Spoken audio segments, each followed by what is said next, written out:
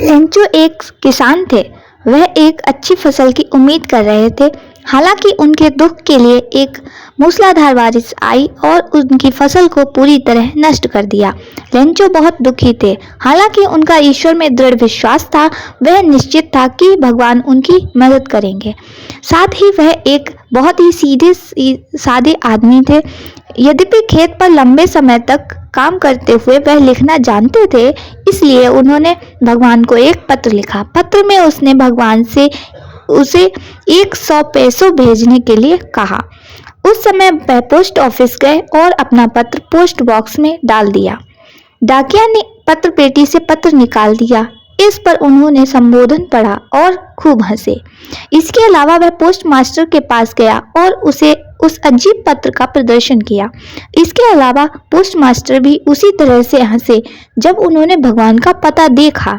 हालांकि पत्र को पढ़ने पर वह बहुत गंभीर हो गया। उन्होंने इस व्यक्ति की सराहना की जिसने परमेश्वर पर दृढ़ विश्वास किया और पैसे के मामले में उसकी मदद करने का फैसला किया। उन्होंने डाकघर के कर्मचारियों को दान देने के लिए कहा। इसके अलावा उन्होंने अपने वेतन का एक हिस्सा भी दिया।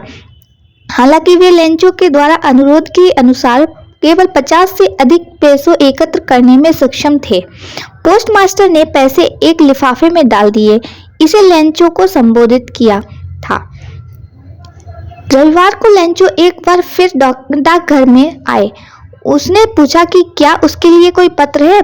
पोस्ट मास्टर ने पत्र निकाला और उसे लेंचो को सौंप दिया। पैसे देखकर लेंचो हैरान नहीं हुआ, लेकिन जब उसने पैसे गिने तो वह भगवान पर क्रोधित हो गया।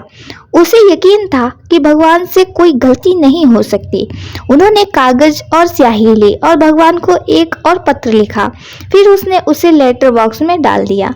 लेंचो के वहां से जाने के बाद पोस्ट मास्टर और कर्मचारियों ने पत्र पढ़ा। इसमें लेंचो ने भगवान से शिकायत की थी कि उन्हें केवल 70 पैसों ही प्राप्त हुए हैं। साथ ही उसने भगवान से इस बार उसे बाकी पैसे भेजने का अनुरोध किया। हालांकि उसने भगवान से मेल के माध्यम से पैसे नहीं भेजने के लिए कहा। उन्होंने लिखा है कि डाकघर के कर्मचारी बदमाशों के झुंड थे और इस तरह से उन्होंने पैसे चुरा लिए होंगे।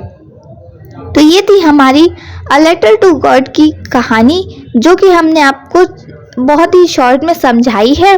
तो उम्मीद करते हैं आपको समझ में आई होगी। अगर समझ में आई हो तो वीडियो को लाइक कीजिएगा, चैनल को सब्सक्राइब करना मत भूलिएगा। फिर मिलते हैं एक और नए वीडियो के साथ। तब तक के लिए धन्यवाद।